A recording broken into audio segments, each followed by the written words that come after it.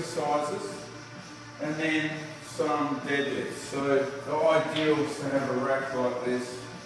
The ultimate is a mirror in front, mirror in the side. When you're learning, in the end it doesn't matter because it's all technique. The technique's perfect, it's unconscious, that you keep the arch, use your glutes, blah blah blah. Until then, the best way is, I see it all the time. I can try to, all I gotta do is show someone, I'll tell someone, arch your back, they got no mind muscle in it, it's no one's fault, but people don't have a body awareness in space, a lot if they're not trained or fit. And even people that are in bad habits, that habit takes over. So they'll tell me, oh, my legs are straight. When we look down, they're like this. They'll say, I am arching my back, and they're like this. So with a mirror, when they look across, they say, shit. Like honestly, for me, I've been doing this so long, it's the opposite. If I got to demonstrate to someone how not to pick up, I've really got to think about it, because unconsciously, I'll just go like that. I have to think, oh yeah, that. That's how most people pick things up, so they hurt their back. They don't really lift with their glutes and quads. A deadlift is a really good way to put a bit of weight in our knees, but not too much pressure on it. It's a lot more glute and lower back than it is quad. They still work and your hammies work hard. So you got to remember, we got back here. When you squat properly, your hammies work hard. When you leg press, they work hard. This hits them a little bit harder. So again, you muck around and you see what height you can cope with. So if someone's never deadlifted, I'll get them nice and high. Even if they tell me, oh yeah, I'm really good at it, I've done it forever, and I watch them and see, no, you're not even a clue, so I'll put them in this. Then, above your knees is nice and safe, it's easy. It's easy for people. I would even set up, if I saw, wow, they're really bad at holding an arch, their knees are really bad, I might come up like one higher. Somewhat be somewhere like this.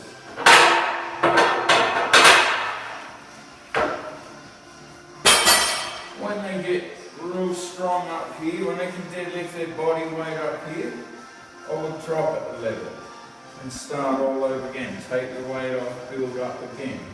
So up here, if someone can walk in the gym, they're going to be able to find a position like this. And you think, oh, that's stuff all. You make people work hard through that range, because their back will get tired, their glutes will get tired, they'll get plenty of work, more blood in their knees, all the tendons, ligaments get used to load, everything getting tight and strong. So the biggest fault with deadlifting is the breathing. So people just breathe in a way that leaves them open to getting hurt. So it's your strongest lift. So you've got to be tight. You've got to exaggerate. You've got to imagine it. Even with a bar, you've got to practice and think, wow, it's 200 kilos. If I'm not tight, something's going to blow. The best grip is under and over. Because if I'm lifted real heavy like this, the bar wants to spin like that. I'm spending more time worrying about the bar spinning than focusing. That way it wants to spin the other way. That way, it doesn't spin. It's your strongest grip. You just reverse your grip each set and balance you up. Only going to do 2 sets, but you practice. You get that arch. When you deadlift, you really put weight into your heels. Your whole foot, but your heels. You drive out of your glutes. You're going to think this and this are one thing. This isn't some pitty little muscle, it's really strong. You're going to lift with your back. It's a lift that works your back just as much as your glutes. And your quads work. They push your knee. Your hamstring supports everything. Your hamstring contracts, stretches. So it's deep breath. You grip it tight. You don't want to strain your shoulders up. you want them strong. You don't want to be sloppy like this. The best line is if back in your foot, the bar, your shoulder in that nice strong line. The same. If you're out here with your grip, the load's going that way. That shit on your shoulders, plus you're not as strong. You can't lift as much weight. Like this, it's your strongest lift, plus your range of motion is best. So you want to lift some weight. Big breath, tight. And now I've got to use tension. It's like lock up. Up here, my leverage is really good. I can catch my breath. So. And then before I lower, I've got to be tight. I've got to be thinking, when I'm putting this down, I've got to be tight. So lock up, stick your tongue out, the bar stays in close. You don't let it swing out here or the load's all in your back. You sit on your heels and hold my breath. As soon as it's down, let it off. Pick it up. Put it down every rep. It's actually harder to pull the weight off the floor than it is to stop before it touches the floor. Then you set up again. It's like lock up. And every now and then I look across and think, yeah, if you're learning, people, it doesn't take them long, they get tired before long they're going like this when they pick it up. And putting it down like that. You've got to be thinking, arch your back. That's those muscles' job. Their job is to arch your back and drive it up. When that works, they work. You got to think, one unit. When you lower, another common mistake is people, especially I'll go lower in a minute and show you this. When they lower, instead of making their back do some work, sticking their tail out, your hip should constantly move backwards. People try to come down straight, so they end up doing that, they get stuck on their knee and it's shit and they do stuff like that. So you got to think, your butt's going in and out, because in the end, I'll put it in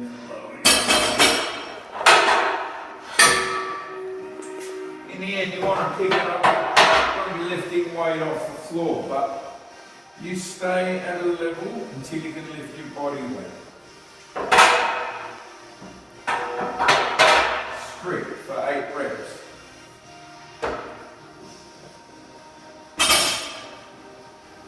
Like I say, the reps are perfect. Then when I can lift my body weight there, just say it's 100 kilos, I go to the next level. I drop the weight back to about 40. You feel like a feather. Then I can work on the range, perfect, build up to 100, drop it down back to 40, until in the end you want to be pulling 50 off the floor minimum. That's the Olympic plate. Most gyms don't have Olympic plates, so it's only the 25 that's Olympic size. So until you can lift 100 kilos from the rack, you shouldn't even be going near the floor. So what I was saying before is, I've got to put the weight down and I want it to follow the line of my legs. So I've got to have that arch, big breath. It's the lowering where most people get into trouble. They start coming out, like I say, they're trying to stay upright.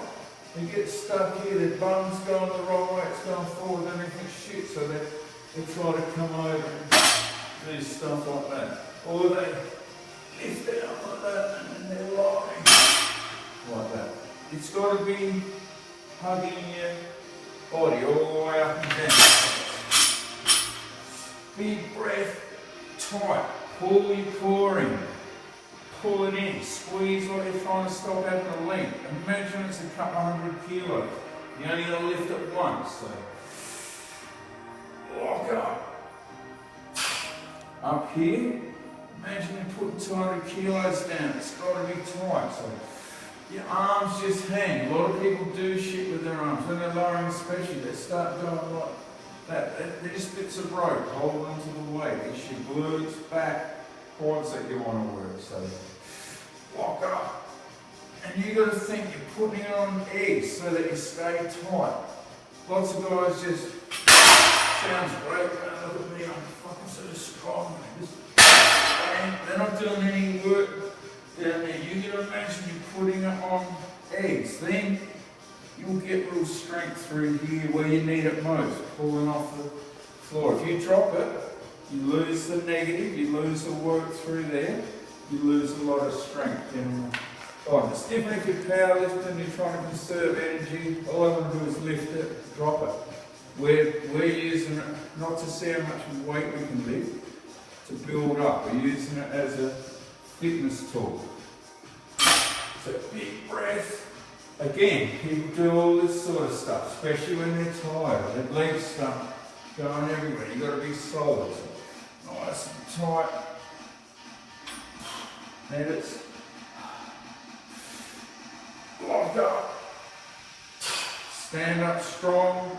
Flex everything. Catch your breath. Squeeze your tail out. So all the way down, I'm hugging my body.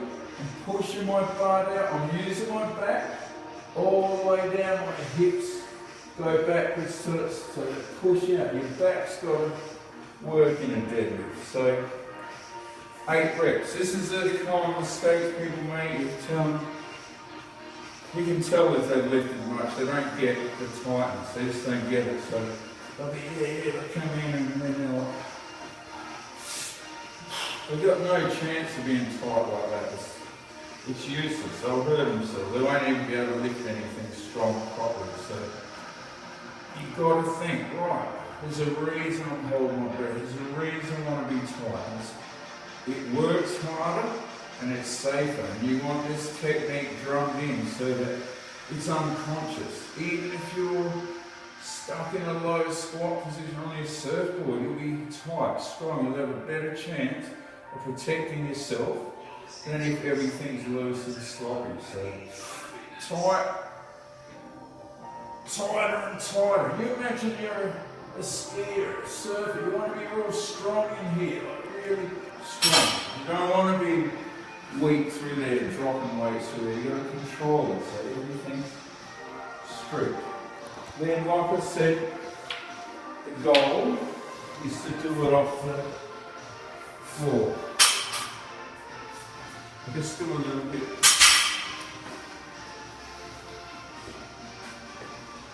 So, most gyms, 25 kilo is the only plate that's getting close to Olympics.